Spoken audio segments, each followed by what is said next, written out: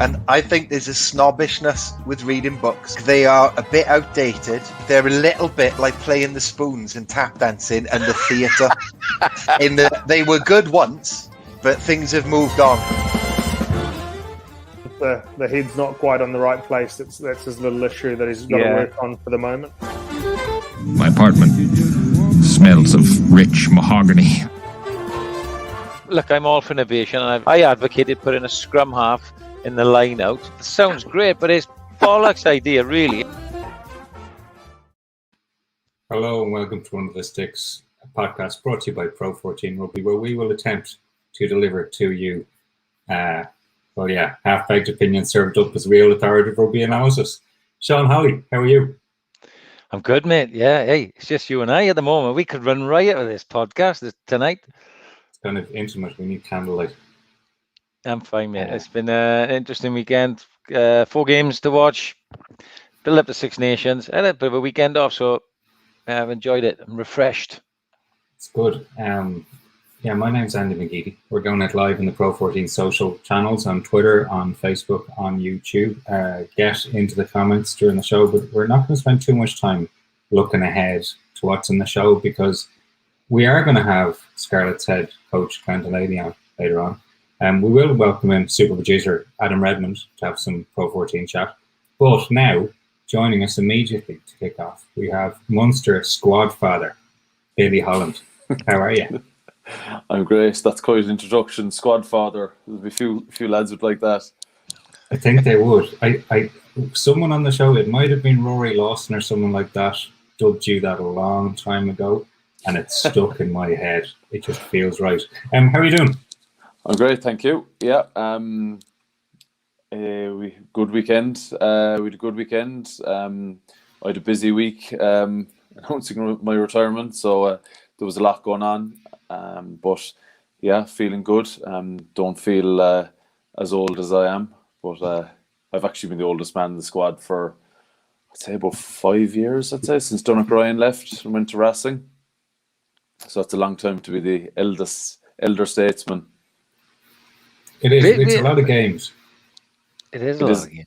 It's a lot of games. Yeah, you don't think about it too much, or your bones begin to creak a little bit. But I think when you look at some of the guys that around me, like Donald O'Callaghan and Ron O'Gara, and you add in 100 test matches on top of that, and that's phenomenal. I probably have 100 club games and A matches, but that's not quite the same. But it's you put that in context, and it's something else. But mate, Billy, being honest, this year in particular, your form's been brilliant. So how come the decision? I mean, the Munster fans will be thinking, do you know what, Bill? You can go another year, surely. Yeah, I could play rugby for another year, yes. But am I going to be... I've always, throughout my career, kind of said, if every 6 months I can be better than I was 6 months ago, if I can keep improving, well, then you're going in the right direction. And, you look at it, I think I got 100 caps in my 20s and probably 150 caps in my 30s. So that kind of, it's an unusual way of doing it. But I suppose we've a really good squad in Munster, and there's a lot of guys coming through. There's a gentleman called R.G. Snyman who hasn't played a whole lot of rugby this season. And, if he was around this season, I probably wouldn't have played as much. And I need to play regularly to play well.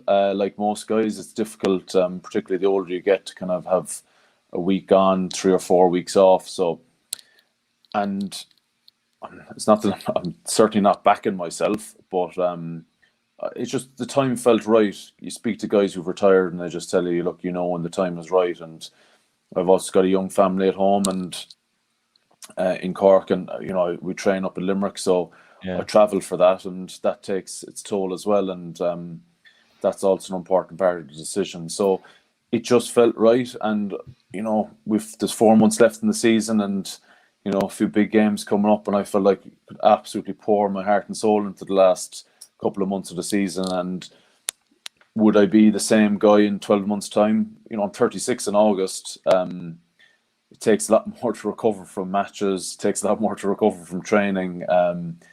it's, yeah, I suppose maybe I've been playing with a bit more freedom this year, knowing that that was my last time in Murrayfield, that was my last time in Cardiff Arms Park, and yeah, maybe there's a little bit more freedom to my game, but I've probably made the decision pre-Christmas, so yeah, look, you never know whether it's the right time or not, but I'm also well aware that I'm very lucky to be able to call time on it myself. There's I see so many guys who've retired due to injury or no contract offer, or contract offer that's so poor that you have to turn it down. It's the joys of rugby, as you know, Sean. I'm lucky to be able to do it on my terms. No, you're right, because we do see it happen so often where someone's cut off a little bit too early, and it is nice that someone who's had such a long career can actually do that in your own terms. But I was reading something that you did with Donald Lenihan a while back. You're quite a qualified man. I've quite a few pieces of paper to my name, but zero experience in any of those fields. When I was in the academy, I spent 4 years in the academy. I got a degree in engineering during it, so it was kind of my career was a slow burner at the start. So I kept in college. It was a little bit easier back then. I think the level of training the guys in the academy do now is in comparison to back in 2005 and 6 when I was in the academy is totally different. So I'm very lucky to have done all that. It kept the grey matter ticking over a little bit. So I'm not afraid of what life after rugby holds either. I will miss many parts of rugby. I've been playing rugby since I've been 5 or 6 years old with Corcan, my club. So it'll be a big change, but it's the only certainty in professional rugby is that it will end at some stage. What was it like when you were coming through originally? Because you're a Loch coming through the Munster system. There were some big names there on the scene at the time. How did you keep going with it? Because with respect, you touched on it earlier on. It took you a long time to get 100 caps. It took you a long time to get 20 caps. 3 years or so. How did you keep going? Look, I suppose when you take your mind back to 2006, 7, 8. Munster were the best team in Europe. Winning 2 Heineken Cups. So you're training with your actual heroes, and you were learning so much off these guys, and you were getting games when the internationals are away during the Six Nations or the autumn internationals. So you were getting a bit of rugby then, and you were building up, and you're learning so much. But you were it was different then. Guys, those lads played so much more than maybe the top internationals do nowadays. Yes, it came to a point where I had to make a decision. Am I gonna stay, or am I gonna go somewhere else? But I suppose it was just something that I grew up following Munster, and I was going to be, my dad was involved as a coach and as a manager when I was a young fella. I was going to games between Munster and Leinster in front of 200 people in 95 or something like that in 1995. So I remember going to all these games. So it was a dream of mine to play for Munster. So I certainly wasn't pleased to be just sitting around and training with these lads, but you're also learning off the best. And I'm lucky I stayed with it. Billy, is that something that you're mindful of now as the squad father? All those, so close to Donica's record, but is it something that you just talked about that you're mindful of when you've got these young crop of players now? I refer to people like Gavin Coombs, O'Donoghue. There's a load of young talent coming through along with Casey. And are you mindful of what you went through and shoe on the other foot, imparting, your knowledge and experience to them? I am. I suppose those guys didn't give you a whole lot too easily when you were younger. When I was younger, either there's tough love as well, where a guy's got to earn it, and he's got to learn the hard way. Because when you learn the hard way and you work hard for it, it means a hell of a lot more. But absolutely. You know, particularly this year with whatever way things have worked out with COVID, and I think with the internationals being away for a long period of time, with the refixed the Six Nations earlier in the year, there was a real tight bond in the squad with a lot of younger guys coming through. And I sit down with the younger fellas to go through lineouts and this, that, and the other. But there's such knowledge there. You're not imparting, you know, gems. That we've got the coaches for that. We've got incredible coaches in Munster Rugby for that.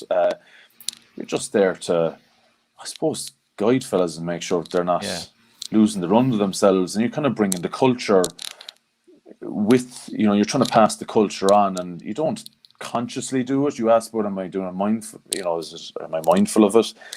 Not really. I suppose it's something that I have learned over the years. It's second nature, the Munster culture and what it means to play for our club, and it just filters down. You don't do it consciously. You live it, don't you? You live it, exactly. Yeah. And you know, it's, as I said, there's a bit of tough love involved with for everyone. And I get that, but like you know, coming over to Thomond and to Musgrave back then with the Ospreys, we had to get into the Munster psyche. Yeah, you know, you almost had to immerse yourself in both the players, the coaches, the crowd's mind on, and get closer and closer every year. If you didn't do that, if you didn't respect that, you just wouldn't have a chance, you know, because knowing the Munster culture as I do now, you have to earn Munster's respect as well, don't you? Yeah, you do, and it's you. If you were to ask me what is the Munster culture, I couldn't tell you. It's you know, I think something that is very different in Munster to a lot of other clubs is that you end up playing with a lot of guys who you grew up with or were playing with when you were younger. You know, in the room next door to me here is Stephen Archer. He was 2 years behind me in school. You know, so you're kind of playing with these guys for a long time. You know, you look at Peter Manny, Simon Z, were they in the same class in school together. So it's just, there's a tighter bond. And then when Munster is good, you know, there's great imports signings such as Delaney and Snyman, who come in and add massively to the group. So it's that mix. So yeah, it's hard to put the finger on it.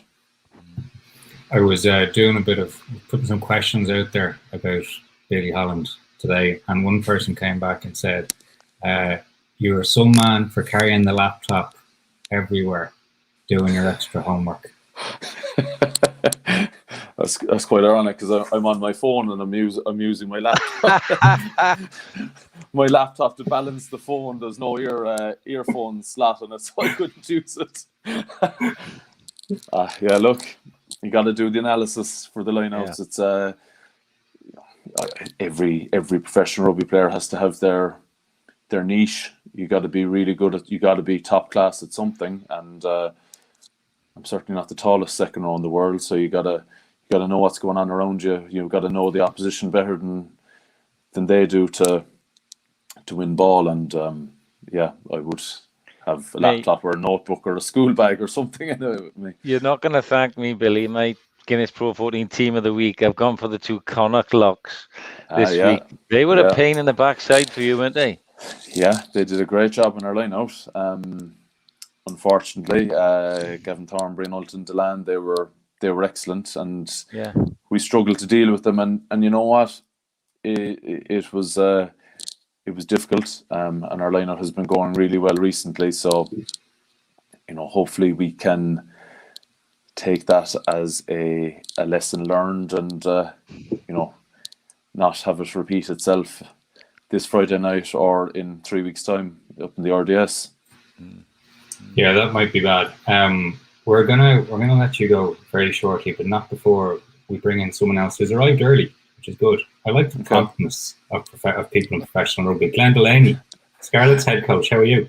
Yeah, really good, really good. It's good to get here early and try and pick up a few tips from Billy. I mean, we're I was trying to get his Friday line-out nights. calls there, Glenn. I was trying to get his line-out calls. Hoping he was going to open that laptop up and give me a little look. I'm still figuring out how to do that, Glenn.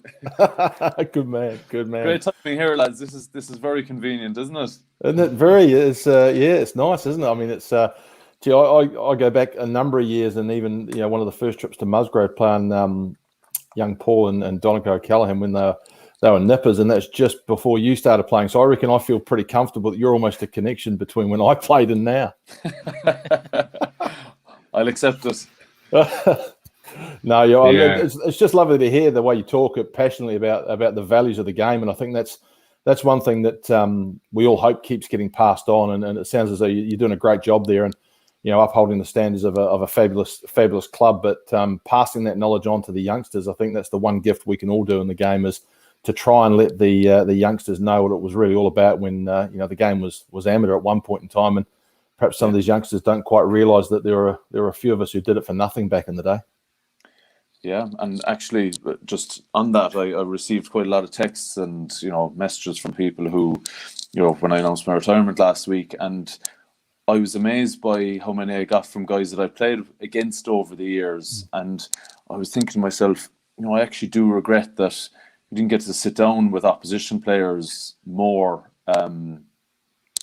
after games, when pre-COVID, and even just have a drink over your meal and head away. I suppose that has changed a bit, certainly from years ago. And a guy like Josh Turnbull sent me a message last week, and I've never really chatted to him after games a whole lot, and I kind of wish I did a little bit more of that. And that's one of those older values that you speak about there.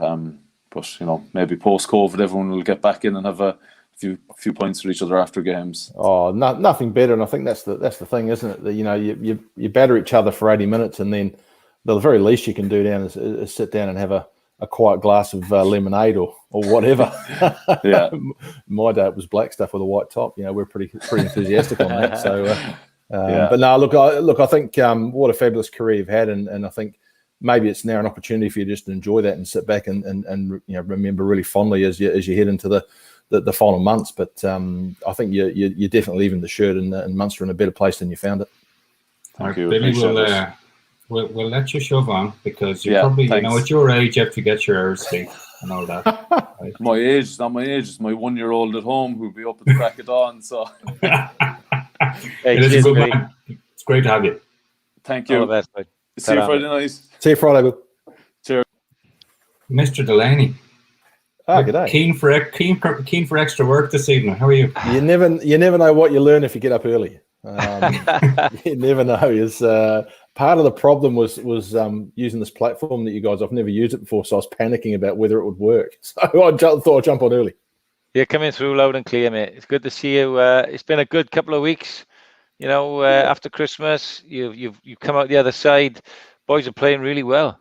Yeah, they're enjoying their footy, Sean, and I think we had a little sticky patch there for a couple of weeks without a shadow of a doubt, and we'd worked through the derby games, and I think the one thing I'm learning all the time around how this works in Wales, and we're sort of into just into the second season, albeit a fairly funny year that we've all had, and the derby games are really unique in Wales, and then you come out the other side of it, and you've got Leinster, and look, we were hanging in there, and then all of a sudden we weren't, and next thing it was a bit of damage control. So we were disappointed how we performed that day. And look, the only thing you can do is work hard, and I think the boys have worked incredibly hard over the last few weeks, and got a couple of good results. But I think more importantly is how we're playing. That's really how we want to play, and we're really pleased with that. That's definitely what the Scarlets fans want to see, and that more than anyone. And we're just talking about culture and values with Billy Holland there. It's something that you can't really put your finger on, isn't it? But when you walk into Park of Scarlets, when you go down to the Llanelli area, which is steeped in that history, then it sort of comes out even in the young talent that are playing in the schools and clubs now. You will see your boys in the academy. It's quite a special place for that sort of thing, isn't it?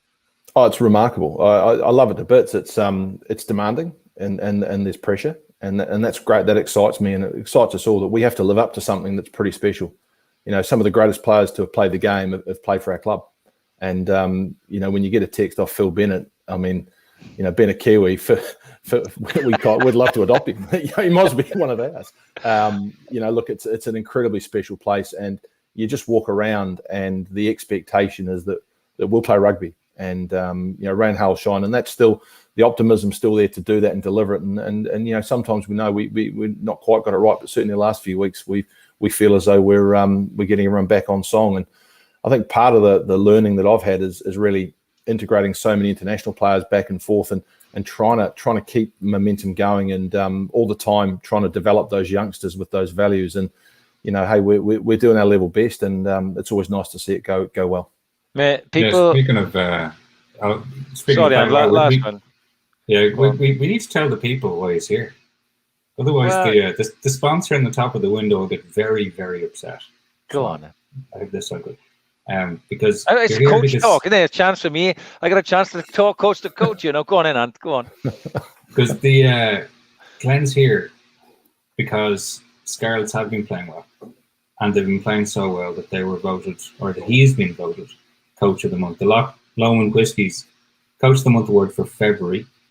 The Coach of the Month award seeks to recognise coaches whose teams embody the spirit of rugby by demonstrating qualities such as passion, innovation, inspiration and teamwork, characteristics which is shared with Loch Lomond Whiskies premium whisky range. And Glenn will receive a bespoke Loch Lomond 18-year-old single malt from the multi-award-winning Loch Lomond range. This is where I take a sip of whiskey.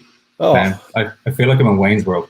I tell you what, it sounds like a delightful drop, and look, things like you see on the screen there, just the way the boys are approaching. That's what it's all about, and we're just a small part of it. And plays like this, designed between nothing to do with me. That's Di Flanagan, Richie Whiffen, and the players come up with this sort of stuff, and it's just exciting when it goes right. You just want to give people the opportunity to be creative, and look, the bottle of whiskey will go very nicely in the coaching office for all of the staff, because there's 20 odd people that give you an opportunity to play, and I'm just the guy with the funny headphones stuck in, having a chat to you guys, enjoying being here, but it's really about the others. Mate, that's really nice. It's really humble of you. Congratulations, but your team is a reflection of you as the head coach. So well done. It's thoroughly deserved, and you can see it coming through in the boys last month in particular. Let's hope it continues now. Yeah. But what I was going to say before Andy then announced that, apart from me wanting to say awards like that one, I want to get back into coaching. I want to win an 18-year-old month. You're damn right. But it's people who haven't worked in the Guinness Pro 14, Pro 12 as it was, they don't realise what you just said about how difficult it is to manage a convoluted season. Nobody's fault, but internationals in, out, injuries, young academy players, you're chopping and changing from autumn window, Six Nations, European, Guinness Pro 14. It's really difficult until you've been in amongst it, mate. It is, isn't it? Yeah, it's a real challenge, and you know better than I. You had the Galacticos there at one stage where there were people coming and going, and I guess the thing is you're always trying to maintain momentum, and momentum comes in a couple of different ways. It can be just winning by a point or two, or actually really getting your attacking game going. And there's different types of momentum, but sometimes that can be stymied a bit when you get a few niggles, and those things you accept, and then. We've had a long Autumn Nations Cup, and that was great. We needed to get rugby on. We understood that. So we looked at that as an opportunity. And, people like Jack Morgan and Morgan Jones and Kemsley Mathias, they're the guys that are profiting from the opportunity. And, with young men comes less experience. And it's a different type of coaching challenge. But, gee, it's just a brilliant job. You get up every morning early, and I look at the sea and wonder which way the wind will blow, and where do the ideas take you. And that's when you go to work, and you just get inspired by the people that you're around. And I come home better every day just by virtue of going to Parky Scarlets and working with 80 fantastic people. And that's this is well, Sean, this isn't a job. This is a lifestyle. This is what we are. It's not necessarily what we do. So. I'm just very lucky to be in the job that I am. Glenn, for people who don't like, for people outside the Welsh, region, people in Ireland, people in Scotland, we have people in Italy, and even people back home in New Zealand watching this. You've actually spent probably half your life away from home now, between playing, between coaching, between director of rugbying, and now coaching again. What's that like? It's given me everything. Look, I went to Japan I was 18, 19, and I met my wife, and she's an English lass, and we came back here, and I sort of spent way back nearly 30 years ago. I got a scholarship to go to Leicester, so I guess I've always been a bit of a traveller. And whilst I was at Leicester in the under 21s, I was inadvertently enrolled at Loughborough University. Sean was there at the time; he wouldn't remember me, but I've got a lot of friends in common. Really? Ben Ryan and Richie Hunter and all those boys. Yeah, Simon Beetham. They're all my mates from back then. And I wasn't even enrolled at Loughborough, but I was in the student union. And for me, I rugby probably was there, Glenn. You were. I guarantee you were there. I was in the corner trying to keep my head down. But really, I've been fortunate that the game's given me everything. It's let me see the world. It's let me go to some amazing places and meet some wonderfully creative, talented people. And you just hope that if you keep rubbing the lamp, some of the magic will rub off. So I just keep running around, rubbing lamps, trying to let it rub off on me, and learning as I go. And look, I'm just really fortunate. I played for London Irish, and we were over at Munster. We play a pre-season game every year. And that was almost one of the big highlights, was getting across to Cork, all those places, Khmer, Kinsale, those sorts of places to go on tour. Look, I've been wonderfully blessed that, as I say, first and foremost, met my wife because I decided to go and travel and play a bit of rugby, and I think I've not looked back, and she's put up with me for a long time. Yeah, it's tough on the wives, isn't it? And the families, that's for sure. Glenn, there's still a lot to play for, this season, and then we've got the Rainbow Cup. So it's almost like, all right, we've had a good month. It's sleeves up again time, isn't it? Yeah. Oh, without a shadow of a doubt. We've dusted down and rolled up, and we had a weekend off because we brought a Cardiff game forward, and we didn't take full points. We got a bonus point, which wasn't, we weren't happy with that. So we missed an opportunity.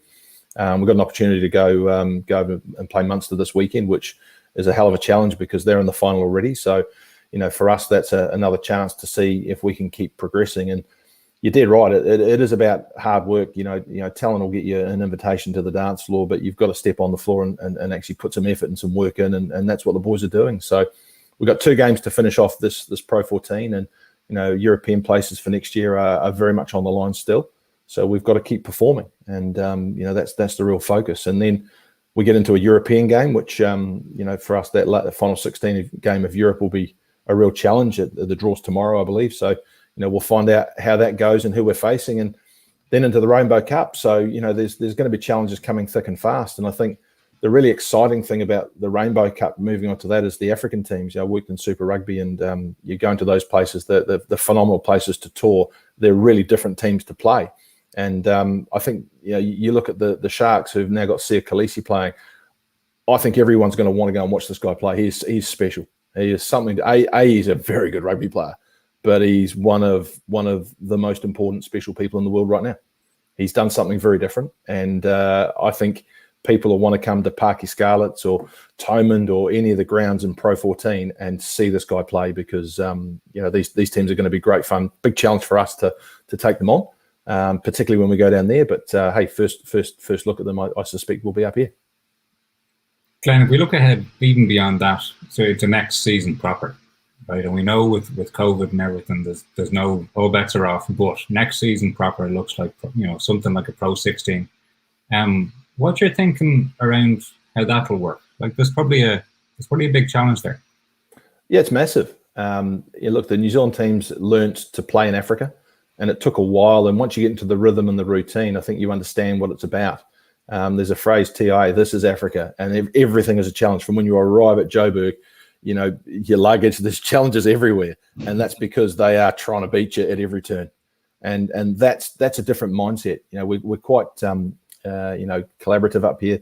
Everyone sort of gets on with everyone because, we're in a competition. But I can promise you that's a big challenge to play those guys. They want to win. We've got to balance all that out with how the international program works.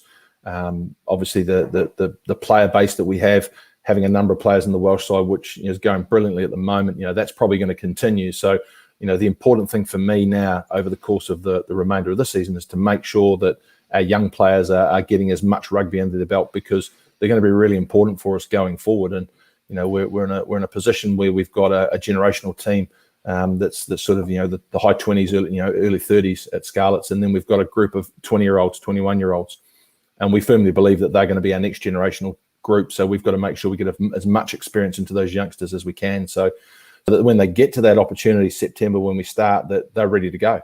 And the only thing that breeds them is playing footy, and that's probably been the biggest unintended consequence of COVID, is young men not playing rugby, and we have to make sure that they're ready for that. So yeah, it's going to be a big challenge, but I think we'll all walk towards it. I think we're going to be pretty excited by it. Yeah, we're all excited about it, mate. And I wanted to mention while you were on, you're starting to get that blend now. So you've got your Morgan Joneses that you mentioned. Sam Costello is one, we've got to talk about. But then I got to say, man, because I've worked on a lot of games this year, Callum Afoni, he's the young to the young. You need that experience, when those international guys are away. He's been absolutely outstanding for you. I think there was a few eyebrows raised, has this guy still got it? Can he still carry a lot of games? My God, he's proved everybody wrong, hasn't he? Yeah, look, I've known Sione for a long time, and he had a couple of years at Nottingham when he was learning the game, and that's 10 odd years ago. And I know his history, I know his background, I know pretty much everything about him. But more importantly, I know the man, and the man is heart and soul. He's put himself at the centre and just contributes and leads with action. When he says something, everyone listens, because it's so powerful in terms of the performance he's been putting in for us. And we sort of really needed someone who could genuinely get us over the gain line, and having him and Uzziah Kasim, who does it in a different way. But sometimes you need someone who can just knock the front door down, and Sione can do that. He's got a lot of subtlety to his game. The plan around bringing him in was a bit twofold. We've got Cowan Tuipulotu in our group, as well as a 19-year-old, and Cowan is going to get there. But we wanted Sione to come in and show him a little bit more about how that looks, and he's really taken that on. So, he's a really sensitive family man, and he's fitted in beautifully with us, and we just enjoy having him around. These big smiles everywhere, so he's a bit infectious like that. Oh, it's been a pleasure to watch. He has. Just a final word on some targets, maybe, Glenn, right? Not just for the season, in what's left of the Guinness Pro 14, but also the Rainbow Cup, but also for some of those younger players that, maybe some of our followers, listeners don't know that much about. Yeah, and look, Sam Costello's one, and you did right to talk about him, Sean. We had him come down from Leicester, and it was about giving him time to acclimatise, and then he had the starting shirt, and he was leading us out beautifully. He's got a little ankle niggle, so we'll get him back probably in the next 3 or 4 weeks. But look, he's a guy we've got big hopes on, and you can certainly see he's one of those youngsters who really likes to challenge the gain line. So with him there, Dane Black has kicked on beautifully at 9. He's giving us really quick service now. So again, a young man who sits behind Gareth and Kieran Hardy, the Welsh Nines, who's doing his job. And other guys to look out for. Tom Rogers is just back on the training field, and we want to see him. Oh, he's got shades of a young Liam Williams, and I want to give him the big raps, but he is absolutely fearless, and makes a great coffee too. So if you need some coffee, see Tom. But he's Ryan Combeer, him. We really look at what the future could look like for us, and as well as Osher, you can't just drop them all in together. That's where someone like Sione, Sam Lousy are really key. Phil Price has been really key for us. Steph Hughes, to be fair to him. Oh, Steph's the glue of the place. It'd be remiss of me to talk about, not talk about Steph's influence over our group. As a leader, a captain, and just the way he plays. I'd love to see him get a chance at high level, because I think he could certainly do it. But I'm delighted he's with us, and we've got a brilliant leader in him. He really, really does pull the whole thing together. All right. Glenn Delaney, Loch Lomond Whiskies, Coach of the Month for February against Pro 14. Thank you very much for joining us tonight. Cheers, lads. It's been a blast. Thanks. Good luck weekend, Glenn. Hope you've got that was good. I had one more question which I was going to sneak in. Adam Redmond joined us now from behind the scenes. I was going to ask him, since he spent so long coaching in the championship, whether he's paying attention to Saracens and how they're getting on. I think he'd have enjoyed that. Do you know, he really will do. be, because... I would enjoy that. there you go, he's still there. Hey, there's one thing about that championship. You know, I remember when Harlequins come down and Northampton come down way back when, and it was almost like, oh dear. They figured out that there's some blokes there that are pretty keen to take a scalp. And, gee, that Pirates team are tough to beat down there any day of the week. And I think the Saracens team, well, they had some experience in there as well. So, you know, I think Ealing are going all right. I watched Ealing because we've got 3 guys up at Nottingham on loan trying to help them out. And Ealing looked pretty good. But I think Saracens will have had the wake-up call. But the Cornish Pirates are going to dine out on that forever. Yeah, they will. The thing is, you know, you can't afford to lose too many, Glenn, can you? No, you know, it's only 10 I had it with Bristol. Yeah, of course, be careful, because if Ealing do get on a roll, they'll be up there in the end. Saracens need to be careful. Don't get complacent.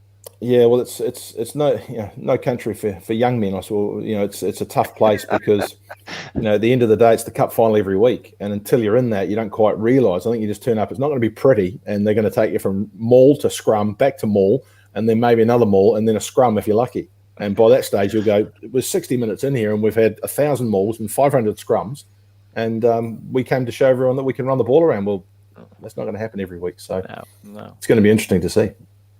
There was a lovely little postscript. Thank you, Mr. Delaney. Here, have a good night. Hey, thanks, guys. See you later. Mr. Redmond. I couldn't Well resist letting him back in there. I mean, he's stayed in to listen to the chat, so I thought, that was perfect. You're in danger. See, you get more coaches on, then Holley will just run away with himself. Sorry, but it's good to have him on. That was great. Nice to see you guys live in person for the first time. We haven't seen you up front and centre for a while. Shows how stuck we are for real talent on the show now, doesn't it? I don't know. Let's not take this personally. We better give a run through. Firstly, welcome to everybody. We did have our guests in very early today. So Billy Holland, if you joined late, Munster squad fodder, he was straight off the bat in, and then joined by Glenn Delaney, Scarlets coach, and Loch Lomond Whiskey's coach of the month for February. We have lots to talk about still. We have a final. We know what the final is. It's a little early, but it is Leinster against Munster after last weekend's games, which we will get to because there's plenty to talk about. And we will talk about that round 14 of the Guinness Pro 14, that wrap up. Holley's heroes. You had plenty, some good candidates.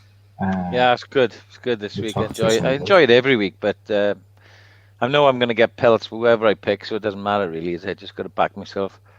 It's all right. We'll get to those pelts a little later on. We'll also talk about some of the little innovations that are being trialled around the place, or maybe not trialled yet.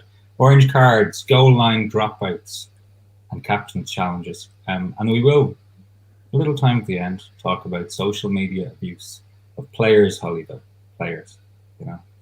And think back. Hello to everyone who has joined us. Brendan Gleeson, Ollie Hughes, Christian Hyde, Rugby Mun Glasgow, Michael Jenkins, hello from Pembrokeshire, West Wales, UK. Ollie Hughes, no call still, no. The statement from his agent saying, don't call me, I'll call you, leave the envelope in the usual place. Pro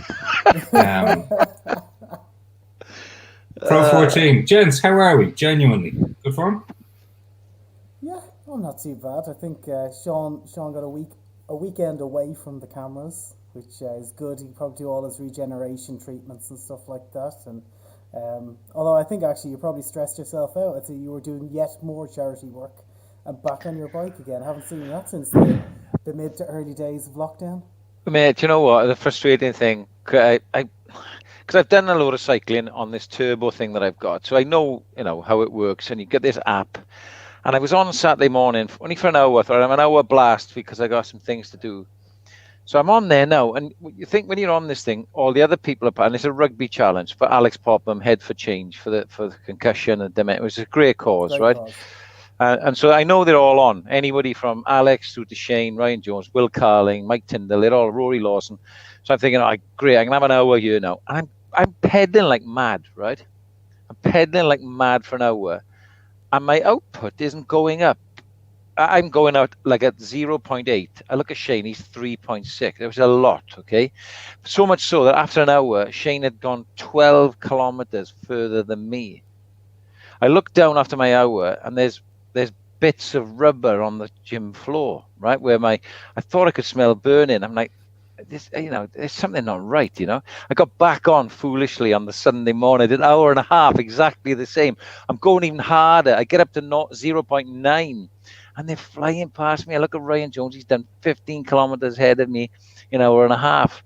Well, so anyway, I've gone back in today to the gym, and there's a little drag button underneath on my turbo. It's ramped up to 9 when it should be on 1 or 2. I thought the excuse was all these other people had played for the Lions and played international rugby for about 10 years. But... Oh, come on. When Will Carlin's ahead of you, that's a real worry, isn't it? But honestly, I'd been dragging myself back and going like the clapper. So I probably worked 3 times as hard as anybody else, but it's for a good cause. That's the main thing. Can I just tell you what I enjoy actually about being on screen now is that when a comment is going to come up on screen, it doesn't seem totally forced and Andy doesn't get surprised by it. But this is brilliant from Ollie Hughes. Yeah. Sean, he's literally Shane Williams.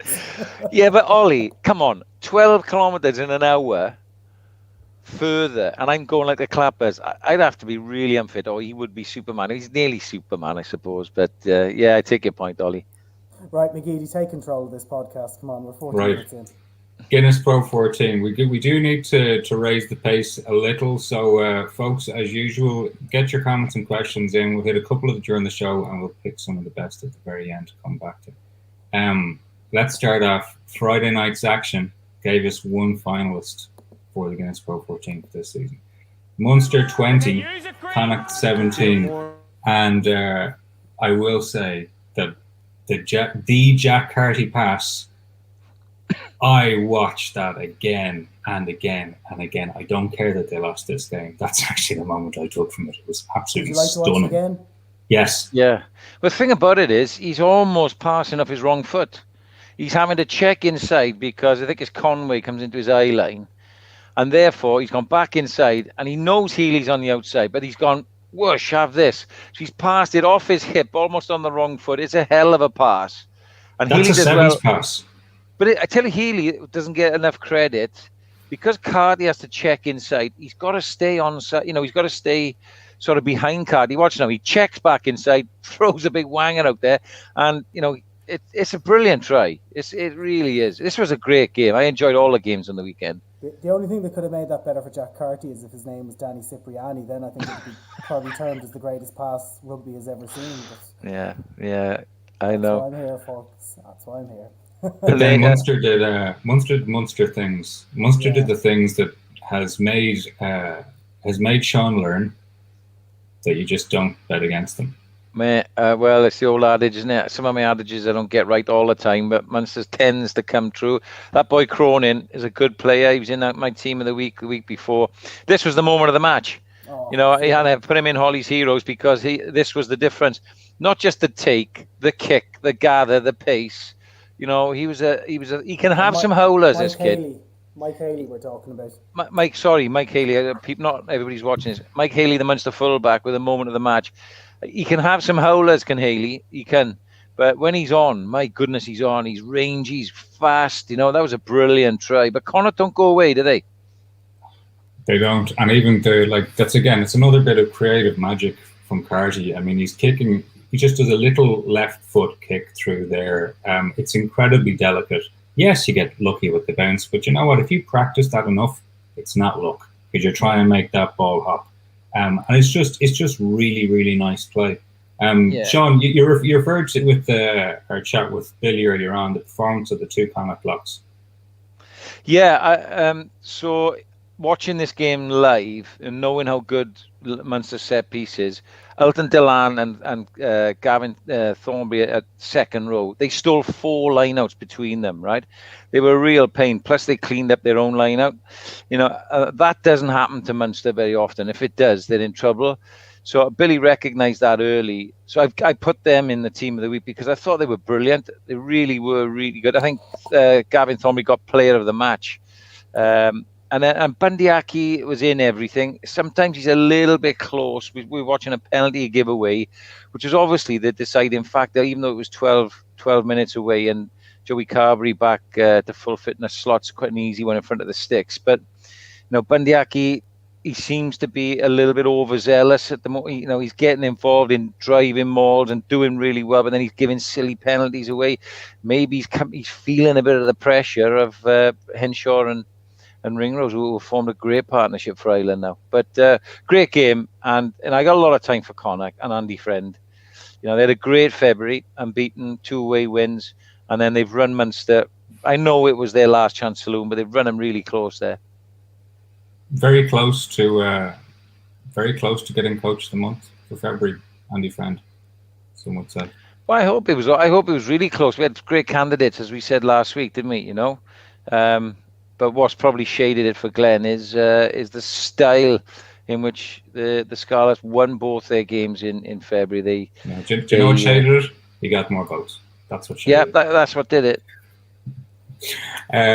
Move on to Saturday. There was some good games there, and there was a surprisingly good 40 minutes, which I reckon a lot of people might not have seen. And this was in Parma. Zebre 20, Glasgow 31. Can I just say, I've been waiting to see the sunshine hit that new Zebre pitch, because really nobody's seen it since October, when it was getting darker and darker, and they spent a lot of money on that during the summer. They probably could have signed a couple of players for the amount of money that they've used to put down that pitch. But that pitch has been doing them a disservice, and you see in this game, and it's the one thing, look, people can look at results and they can look at league tables over the last couple of years. If you knew what Michael Bradley had to work with and what he's getting out of young players and the license to play rugby, I mean, you can see it if you're watching this. If you're listening, go check out the highlights. But Zebra play exciting rugby when they get the ball in hand, and I think that was on show on Saturday. I think I'm taking Paul Williams' job tonight, doing the Zebra hype machine.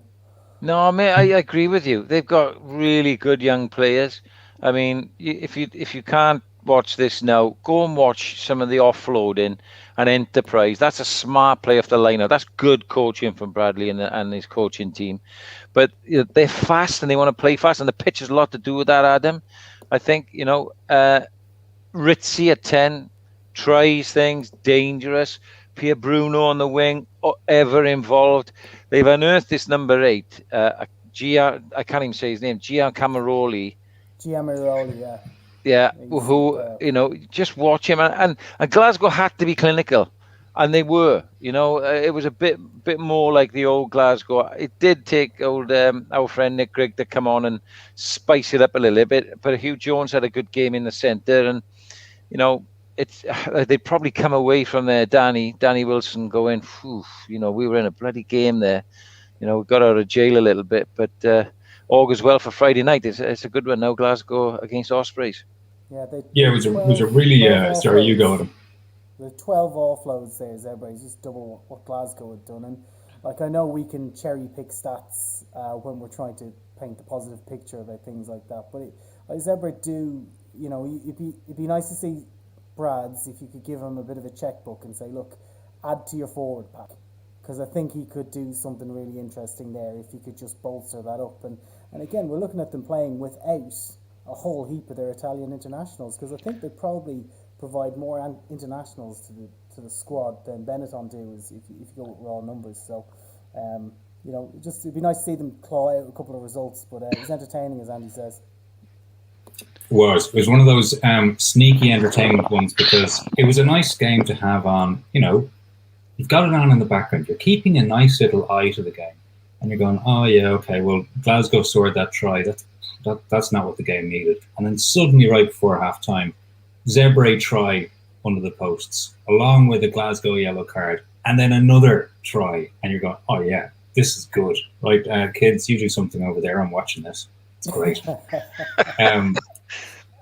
Then we go on to the Saturday night games. Okay, this one didn't really see coming. Ospreys 20, Dragons 31. Bonus point away win for the Dragons. Sean, Holley, Ospreys royalty. Are the Ospreys a soft touch? Oh no, they're not a soft touch. They just lack in a bit of firepower without the big guns. They've shown up well in January, as we know. They led at just before half time. Commentators curse out in Ulster, but never really threatened the Ulster line like they did the Dragons line in the second half. And Kieran Williams has a lot to do with that. We're seeing footage from the Brewery Field where the Ospreys took the game in Bridgend, and Kieran Williams was fantastic. 2 tries, gives him a lot of go forward. But the difference with this Dragons team is you've got a bit of firepower in there. So Aaron Wainwright, was one of the best players on the field. Jonah Holmes on the wing grabbed another try. I think that's 3 in 2 games for him. Aaron Wainwright was outstanding coming out of the Welsh camp. That means Rodri Williams and Sam Davis at halfback function better. I think Ross Moriarty is back as well. So all of a sudden, and ironically, Richard Hibbard played one of the best games that he's played against his old teams. But it was a ding-dong affair, and the Dragons just got themselves in the lead, and the Ospreys come back with a fine try again from Kieran Williams. And they've got some good we talked young players there. They've got some good young players like Kieran Williams. They've got Rhys Davis in the second row, Will Griffiths playing at 6 who can play in the second row, Gareth Thomas at loose head, Ruben Morgan-Williams at 9. There's a lot of change going on there, and they're going to have to go through a little bit of pain, the Ospreys, from time to time. And unfortunately, this was one of those nights. Yeah, it's a good night for the league, I'd have said, as a whole. Very bad couple of errors for Zebre. It was looking very, very good for Zebre because, we touted them last week up to 4th, and then courtesy of their loss and a Dragons bonus point win down to 6th. Adam, you were coming in there. No, I was just going to say, I think what we've seen with Dragons recently and some of the games they've lost, some games you'd think, you'd like to see them win those ones to just prove that they're turning that bit of a corner. Dean Ryan's got to be really happy with this one because they were in a hole and they got out of that hole by playing rugby, and actually a lot of the better players were these younger guys or these absolute value for money guys like Rodri at scrum half, and like Sam Davies, not necessarily Sam Davies the resurrection, but Sam Davies has gone to Dragons with a point to prove. And Ashton Hewitt is really keen for people to recognise his talents on the rugby pitch as well. I thought he took his 2 tries really well in this one. He did, mate. And that's the secret for the Dragons and for Dean, is to having a good enough pack that generate enough quick ball to get it into the hands of the likes of Ashton Hewitt, Jonah Holmes, Jordan Williams when he plays. And Sam Davis needs that. When he's on top, Sam's excellent. He can put Ashton Hewitt away. We don't see it enough because it goes a couple of phases, an error, there's a turnover, there's a penalty given away. So that Dean will know that. But it's no surprise that having Aaron Wainwright back, Ross Moriarty, Hibbard in there, Jamie Roberts, having those 4 or 5 guys back, and then all of a sudden you have Leon Brown back, Elliot D, Cody Hill's gone to the Blues, but those sort of fellas, Ollie Griffiths to come back again from injury. There's no reason why. Experience, Sean, isn't it? To call upon that in this time of the season. Yes. In the middle of 6 Nations, and we could never say that about the Dragons previously. No, and that's the sort of, we talk about Zebra, and we talked with Glenn Delaney about Calamafoni. If Zebra can attract like the Calamafoni type player, you look at their overseas guys and they're not up to the standards sometimes that some of the other teams are able to acquire. If Brads can, attract that sort of player off the back of the youngsters and the style of rugby and the pitch and all that, and the fact that they're moving up, I think we could see real good things from Zebra. Ulster 19, Leinster more than 19. There was a lot going on in this game. I said during the game on Twitter that it was a very cardy match. But I tell you what, I had a little bit of sympathy for Frank Murphy with this one. There could have been more, but Mr. Redmond, you're a man of Dublin, even though you're unashamedly neutral, given your position. You watched the game. What you think? I thought it was enjoyable. I thought it was great to see Ulster come out so early and play with that intent. It was lovely to see Balakoon make a striking impression. People more educated than me came to the consensus that his beautiful swerving try had to be disallowed. And when I say people more educated than me, I include people on this podcast who disagreed with me. For the record, I've revised my opinion on viewing it many more times. I think you're right. I agree with you. I think there was so much to like from Ulster, and I think there was so much to like about the two squads that were on the pitch. Again, given the time of year, but ultimately, I think in these big games over the last 4 or 5 years, Ulster haven't been able to find the answer at times. And look, there's a huge amount of different elements that played into this game at different times that we can argue about. But if you look over the last 4 or 5 years, you can't deny that. When the rubber meets the road, they haven't got the results that they would have the ambitions to get. And I think the one thing about Leinster is no matter who's on the pitch, they suck up possession, and they go into this mode in attack that you just cannot get the ball back, and it's almost inevitable. I mean, I think it took them, and on the flip side of it, it took Ulster towards the end of the game nearly 12 minutes to get a try, having been camped in the Leinster 22, and it's really hard to come up with. I'm sure Jan van Graan and his team are trying to figure out, but how do you diffuse what Leinster do on both sides of the ball here? Sean, that's to you, my friend. It's very, very hard. I personally, in the middle third of the field, would go really hard at the ball. I'd go tackler, low, +1, hard over the ball, and not give penalties away.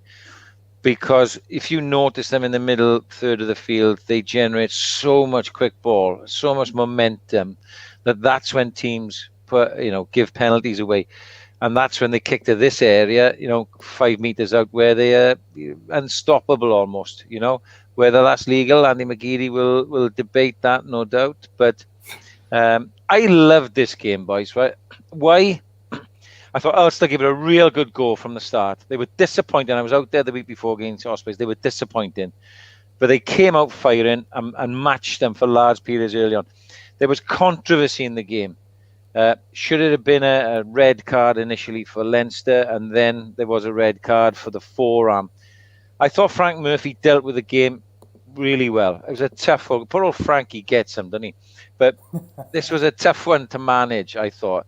And then I thought that because Ulster would have pitched so much, and it was a step up for Leinster. Leinster came to the party. It didn't matter they were playing against 14. They upped the game again. Some of the front row carries, Tracy and Michael Bent, bang, they were out there. Big Dev's I think he got yellow, didn't he? And then he seemed to be everywhere when he came back on. The bench made a great impact. My love child, Scott Penny, was amazing again. Rhys Ruddock has just got a menace about him in a nice way. He's a nice guy. Ross Byrne had a very, very solid game. Yeah, and so all over the pitch, and it's a tough one for Ulster. But I was looking at it. I'm talking about Rainbow Cup earlier. These are two sides I think on their day can match those South African teams. They can give them, particularly Leinster. It'll be interesting to see where the levels are. I can't wait for that sort of stuff. Sharks against Leinster. Ooh, what? That's the interesting thing that I'm really intrigued to see play out in Rainbow Cup and further on, into next season and these things. It's just, Leinster and Munster particularly, against certain teams, they can decide, and Route 1 is a really, really, poor man's way to describe this. This is me not being articulate enough about rugby to describe this Route 1. But their ability to go straight through the middle and to really take you on, going through the fringes and beat you up and just push that ball over the line. They don't always need to go out wide, and they can do that against some teams. And they're technically very good. They've got smart rugby players. They know what they want to do. Some of these South African guys are just going to be that bit bigger and nastier, and that's what I'm interested to see. Is that with Andy Friend was on a couple of weeks ago, and he goes, "Well, do you know what? I'm not going to tell my boys to try and out-muscle them or out-nasty them because they can't. So I'm going to try and outrun them, and that's going to be my tactics." And I just wonder, I thought Premier Sports did this promo about the Rainbow Cup, and it's all about the South Africans being this big menacing force coming up, and they're like, you thought you were, you thought you were good, you thought, you got comfortable, we were conquering the world. This is the whole sort of storyline they were saying. But there's an element to say that, look, what's working for Leinster's second string during these windows, that they can apply to the first team as well. It may not correlate when the first team are playing the Stormers or the Bulls and stuff. I just think all of that stuff and the smarts that's going to have to go into it from the coaching boxes, that's probably what intrigues me the most. Yeah, don't forget, we're going to have some real physical animals come back from the Six Nations, to bolster these teams as well. I think, it'll be really interesting to gauge, really interesting. Looking forward to it. But it was a great game. I think, at the end of the day, we've got the two best teams in the grand final. It's gone down, not to the wire, but it's gone longer than perhaps the start. After a third of the season, we're probably thinking Leinster were done and dusted halfway through. But fair play to Ulster, they've been on their coattails, and fair play to Connacht. Had a great season to take it to last weekend. Munster had to get the win. So, but now we're back to that discussion we probably had. Well, when was it? On Analyst Eye. Can Munster do it? Well, I tipped them a couple of weeks ago, didn't I? Well, we're forgetting something here. We're forgetting that there's a load of Ulster fans who've seen their team, go kind of under the radar atop that conference for most of, for a lot of the season. I can guarantee you they feel quite sore after this game. And they will look at the Jimmy O'Brien call and go, that's a red card. That should be a red card. They will look at the Warwick call and they'll probably go, okay, it's a red, but I'm annoyed that the referee was talked up by the TMO. That's how they will perceive it, right? They'll be annoyed by the Balakoon try, which I think, Adam, you're right, I was definitely wrong the other night. I completely agree with you. And you look at it again and again, Ruddock is not tackling that player. He's lining up someone else from a long time out. Dan McFarland was not entirely happy after the game. There's going to be some comments into refereeing and through the usual channels. That's what the channels are there for. George, I think Sean's made the right point at this. Well, sorry, not the right. Sean's made a point at the start of this conversation about how you manage this. And you said early on, this game is a bit cardy.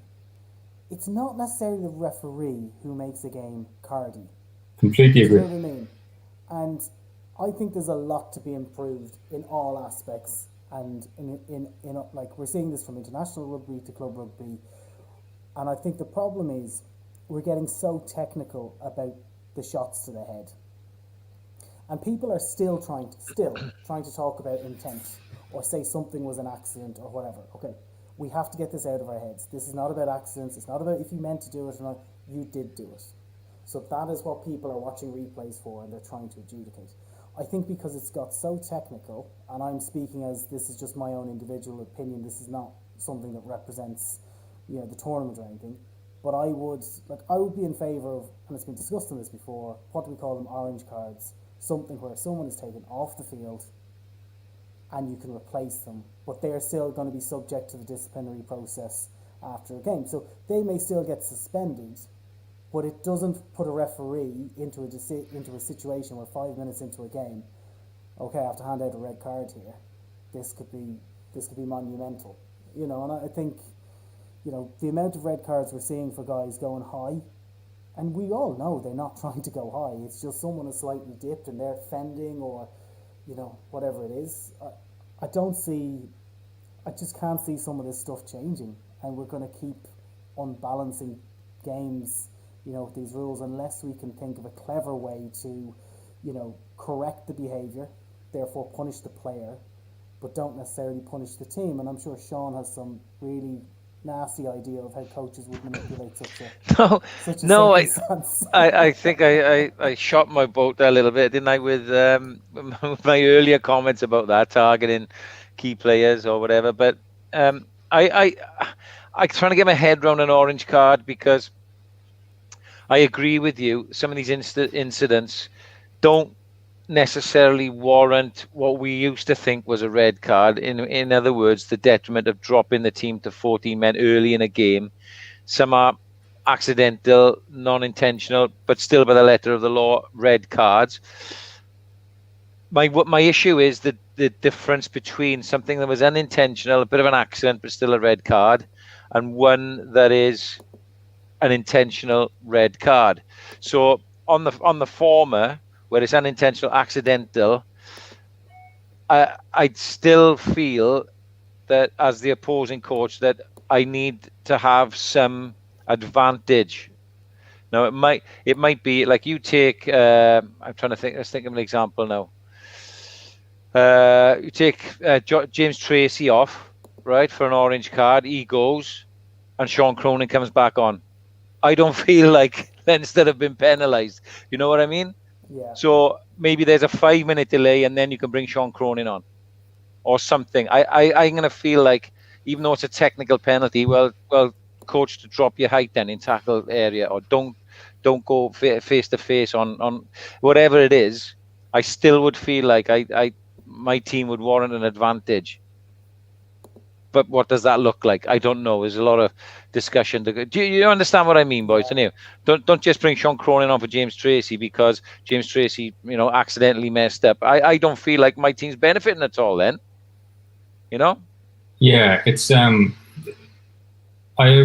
there's one little wrinkle which came up with this over the weekend, which is anyone who's watching both Guinness Pro 14 and Super Rugby Aotearoa, because there was a really interesting one in the Crusaders match where the Crusaders used a captain's challenge for an incident where Hardy Sadea goes in with an upright tackle and his shoulder hits Sam Whitelock in the face.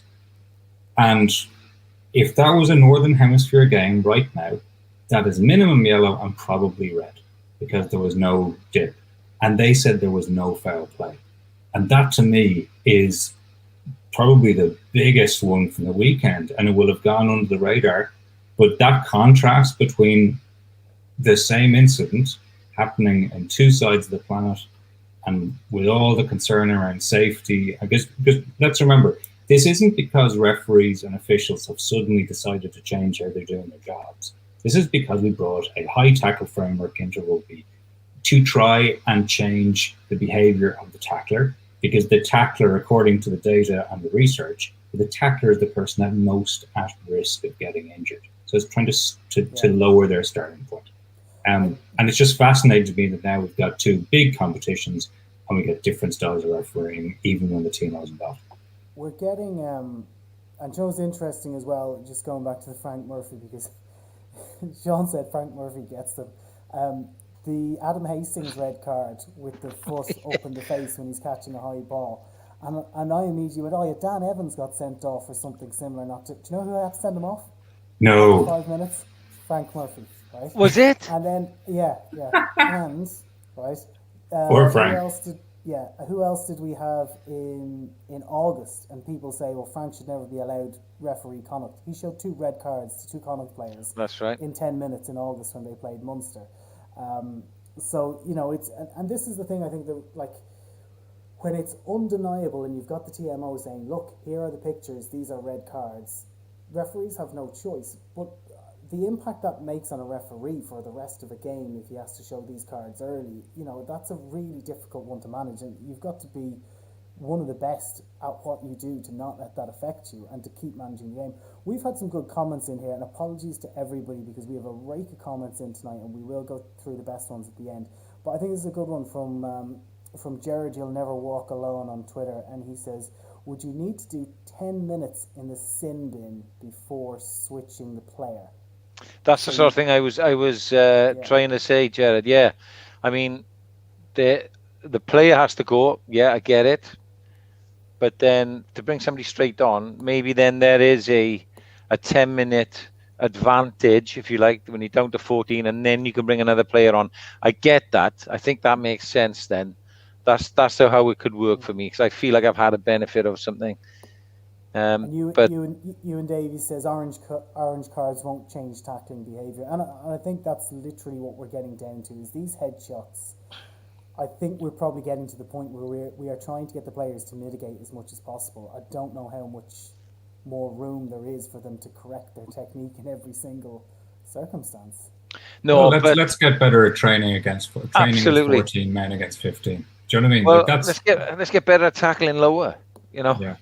I always coach tackling lower. That's how I was always taught and coached. I understand the nature of the maul law. Maybe we should look at the maul law, because that's the reason people are trying to tackle higher, is to hold people up. You know, that's where you get a lot of incidents of that. I was going to get into to mauling and such things, but we're going way over time here. We're going way over time. We haven't even done Holley's Heroes. Yeah. I'm enjoying myself.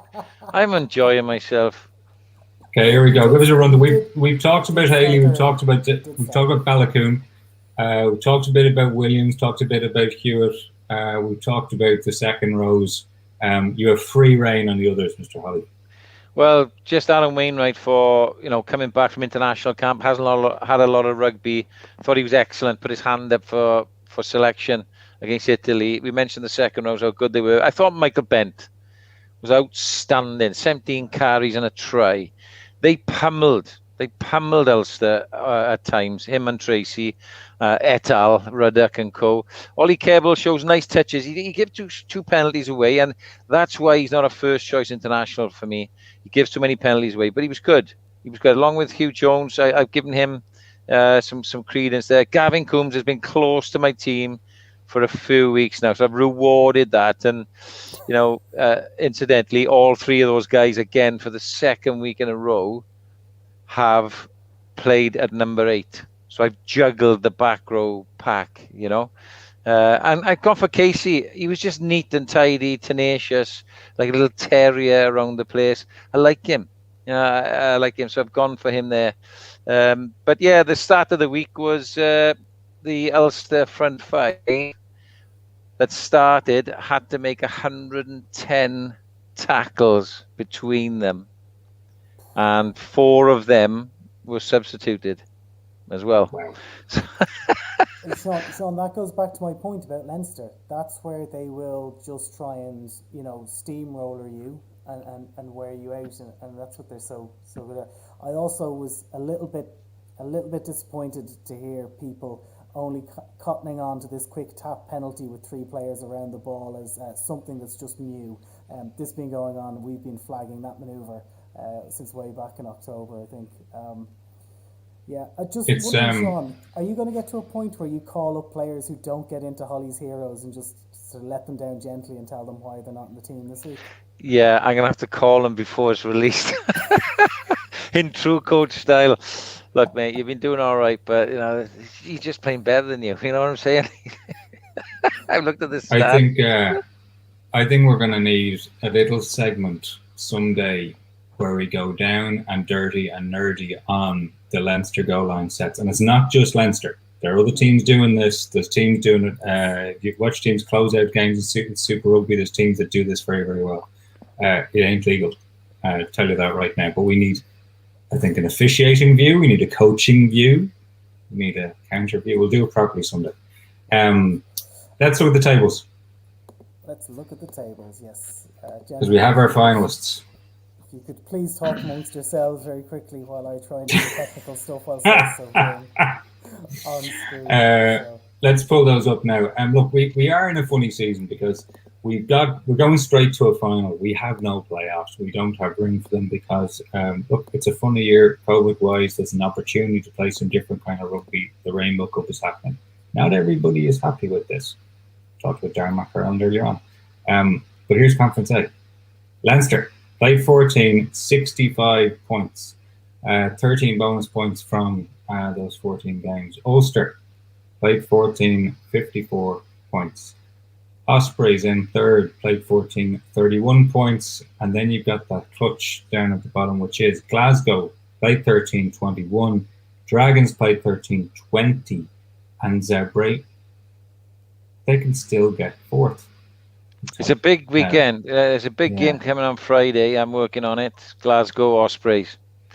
You look at that table now off the back of game in hand. That's a big one Friday now, isn't it? Yeah, we like that. We like that a lot. We'll get to the fixtures now in 1 second. Conference B, Munster. It's now all done. Played 14, 54 points. Connacht's played 14, 42 points. Scarlets played 14, 34. Then Cardiff in behind, 26 points from 14 games. Then Edinburgh and Benetton both have 2 games in hand. And there was another postponement this weekend because of a case in the Benetton camp. 20 points for Edinburgh and 6 points for Benetton. Yeah, here we are. And we've got some fixtures coming up this weekend. So, in the Guinness Pro 14, Friday night, Zebre against Leinster. So that is that's it for Zebre. It's your big chance. It's your big chance. You have to do it all. Leave it all out in the field this weekend. 5:45. Early kickoff. That's UK and Ireland time. The 3-0 last season. Way back It's the greatest 3-0 I've ever seen. Glasgow Warriors against Ospreys. This has turned into quite an important game. 8:00 p.m. on that Friday night, this coming Friday in Scottstown. Then Munster Scarlets, same time, 8 p.m. kickoff. And if you join in late, we had Billy Holland, Glenn Delaney, top of the show. Very good chats. Saturday, Connacht Edinburgh, 7:35 p.m. at the Sports Ground. Dragons Ulster, 7:35 p.m. at what educated people know as Dave Parade. Sunday, March 14th, Benetton versus Cardiff Blues, 1 p.m. UK and Ireland time, 2 p.m. for our Italian fans tuned into the show. We have gone real long tonight. Now we have, but we started early, and we do have one very important topic still to discuss, and Yes. I have a little video on that, and I will tee it up. So it's our friends. We like to consider ourselves having friends in many places, but and I'm going to put in the apologies ahead of time for this. The accents you're going to hear on this, so whether you're listening or you're watching, the accents on this are Irish, and they're Irish children, and it's come from the Players Association in Ireland, and they're trying to get across the point about the abuse that people feel they have free rein to give players on social media, and it's essentially, it's like mean tweets but in a more sort of stark way, and just going to play it here. It's just for a minute, but I think it's something worth listening to. And again, if for those of you who are not of an Irish disposition, if you can just slightly allow those accents to go through, but I think this is definitely worth listening for everyone. The women's game. No one cares if it's women's. Yeah, who watches this? I don't care about women. Apologies, I've gone into the wrong video. I should change that, and I will. That one is a party political broadcast. Yeah, no, sorry, that one is they've done one for the women's game as well, which is. Jack, we thought you were watching the game. Only losers support losers. The team is absolutely septic. Specialist failures. How got picked today was beyond me. He was a clueless muppet. Has he played rugby before? Time to get his head out of his bum. My 2-year-old sister could have made a better effort too. Yes, is stupid, headless, and brain dead. What's the point of him? Is past it. Legends of retire legends, not hang on to loose jaws. Hopefully we've seen the last of him. Yes, that should never put on that green jersey again. Anyway, I'm bored. Let's go on the slide. Last one there's one egg. You wouldn't want your kids to talk like this in the playground, so why would you say it online? This script was compiled using real tweets directed at Irish rugby players. Be kind. And I think the key thing there is you can replicate that for Scottish players, Welsh players, English, Italian, you name it. And it's not just rugby, obviously. I think it's an interesting way to make the point about how people sort of carry on behind their pseudo names on Twitter, or even some of the braver ones who might even put up a picture of themselves as they're doling out the abuse. Yeah, I like it. When you shared that earlier on, I thought it was great, and I saw it fly around a few places today from the Irish Players Association. Simon Keogh is the head of that, former Leinster player, and still surprisingly fast tag rugby player. Simon, if you're out there. But like, it's a really important message. I mean, you see, if Paul was here, right, doing the show, and we don't have Mr. Williams again, I think he'd be quite strong in this, because you can criticize players, you can criticize play. Do you have to tag them in it so they automatically see? No. Do you have to snitch tag? If somebody else does the right thing and you draw that player's attention to it, the player knows if they had a bad game. They don't need to see it just compressed into their lives like some branding iron. And I think that's a really effective use of imagery and voices, and make us all think a little deeper about, well, what would it be if my kids saw me acting like that? Sean? Yeah, totally agree. I mean, if, you know, as players and coaches, you put yourself out there, you know that you are on show publicly. If you do it live on TV, then people see it once. The commentator or the pundit makes one comment about it, which is legitimate. It's gone. The trouble is, on social media, is anybody else can then add in and fly in on it. So it's not just that one person's comment, and it's a lot of it's clickbait, isn't it? You know, and it's just poisonous.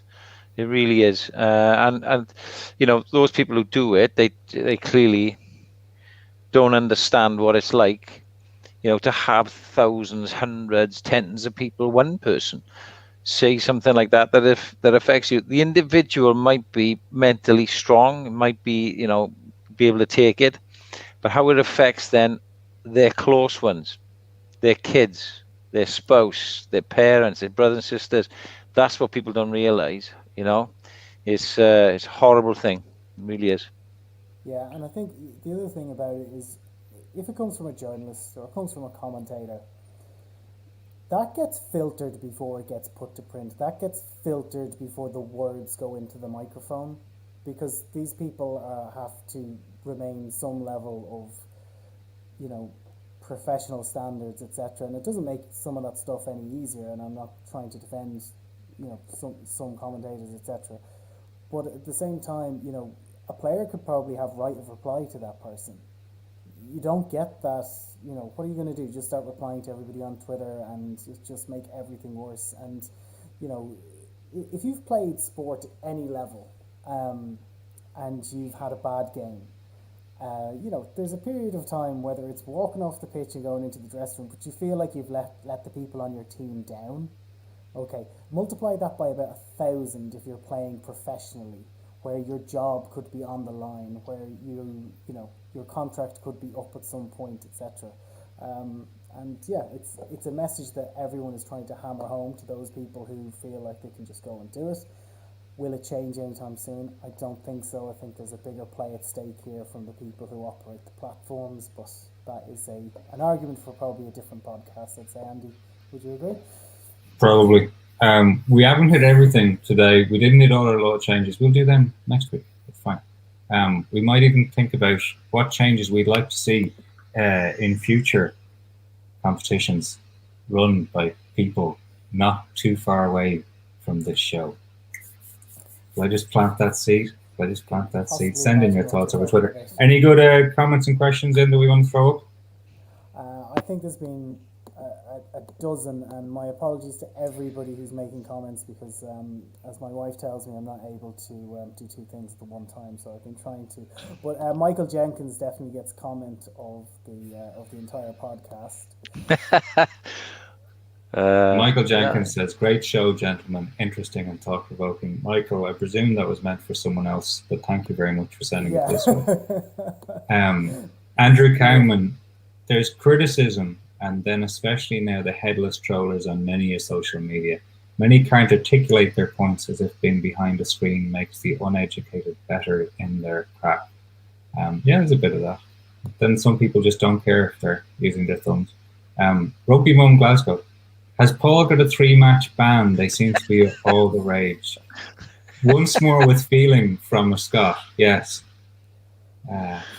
Paul Williams has real-life talents in which he is handsomely paid, which doesn't explain all his car boot stores on eBay. But yeah, no, Paul has got some very important work to do the last 2 weeks. But he assures me he should be back next week. So I got him a gig this week as well. I got him a gig. It pains me to say I've actually got him some work. I can't believe I've given it to him, but there we are. He's a friend of the pod. One hand washes the other, my friend. Chiefs girl, thoughts on the Women's Rugby World Cup being postponed next year, yet World Rugby is still contemplating what to do with the Lions tour. That seems like a bit of double standards, don't you think? Technical point, I don't think World Rugby have a say over the Lions tour strictly. The Lions is a separate enterprise. Now in the bigger rugby sense, yes, sure. It was early to call it. I don't know the backstory behind that. Adam, you might be able to add something. I think just that it's been the general conversation around what's happened to like elite sports in women's level compared to the men's game, and I mean, my only observation is that the structures and the resources around more established genders of sport, whether it's men's or women's. I mean, you don't see much harm coming to the Olympics because the Olympics has for years catered for both genders in so many different aspects of what they do. Other sports like rugby were way behind the curve. We haven't invested in women's sport the way football have invested in women's sport a long time ago. And, you know, I saw a player speaking this week, and she was making the point that, you know, some players make their decision on when to start a family or not based upon when they might be able to play in a World Cup and these types of things. So these have very real life consequences. But until we start to pay people and give them a professional environment to, you know, raise their elite sport, their side of it, you know, until women's players, until they can all, you know, at the international level, if they still have to work a day job, it's, you know, you're going to end up in these situations where it's very, very difficult in a pandemic to bubble them and protect them and allow them to travel in the same way that full-time professionals can do in the men's game. And I don't necessarily think that's why are you doing it for the men and not for the women? I just think it's the fact that it's very difficult to protect people who aren't full-time athletes at the moment, and I'm sure there'll be plenty of people who shoot me down because that being an excuse, but it's just my observation from my vantage point. No, the immediate reaction would be, and we're not doing this now, the immediate reaction will always be they should be full-time athletes, and then you go, well, there's a money side to it as well. It's both complicated and simple at the same time, and you have to have a conversation about that. Sean should answer this next question because he's doing his homework and he's got a pal in Glasgow as well. So. Yeah, I'm not surprised they're doing well because Danny's a really good coach. So I'm really looking forward to seeing them live on Friday. I think Dobie's gone well at 9. Really has impressed. And a lot of those guys have been thrust in, you know, without any experience because they've had to. And sometimes that's a good thing. But one thing's for sure, Danny is quite an empathetic coach, and he's given them time. And it's no surprise to me that, you know, Glasgow will steadily get better. And he's taken a lot of stick up there, but now they've got a sniff, like I said, and it'll be interesting to see what sort of guys will be available to him. Because I don't imagine Ollie Kebble now he'll go back to the squad. Hugh Jones potentially. He's got Hastings out, of course. So it's going to be interesting to see. But the Ospreys in the same sort of vein. I'm really happy with the way they're going, and I'm pleased for Danny. But when it comes down to the business end, you know, there's no substitute for experience. It's going to be a good game there Friday. I think they've done well being able to select Ryan Wilson so many times this season. Yeah, he's gone well, yeah. And Holley. Yeah, and I always like to see, you know, young halfback pairings because there's always that chance for some dazzle that could come through. Like, I'm not saying Ross Thompson's going to be the next Finn Russell, but he does look a confident young guy, different type of player. And Jamie Dobie, who's still looks like he's in school. I think he's playing well. Both of them are playing well, and in such pivotal positions, mate. You know, as you know, it's not easy. It's not easy, you know, when the side's been losing. So, you know, I think Rhys Webb could be out. So if you look at Ruben Morgan-Williams playing a 10, Myler took a knock. We could have young Josh Thomas. We could have a pair of 20-something halfbacks on Friday night. Well, that'll be great for me. I mean, I'd love to see it. I think that's a signal that says show's over. because there's no more comments coming. I will say shout out to the elder fly halves on tour, because Ian Keatley is now making appearances for Glasgow. Kind of thought. That is a wrap for tonight. Thank you everybody for tuning in, and for tuning in when we hadn't said hello to you yet. But that's because Billy Holland and Glenn Delaney were early. We had great chats with them both. Thank you both for your time. Thank you, Sean Holley. Thank you, Adam Redmond. Thanks to all of you giving us some of your time this evening or listening back to the show afterwards. That was Under the Sticks, brought to you by Pro 14 Rugby. My name is Emily McGeady. We'll talk to you soon. He call me cheetah, cheetah, cheetah. Ooh, cheetah, cheetah, cheetah, cheetah. I love my cheetah, cheetah, cheetah.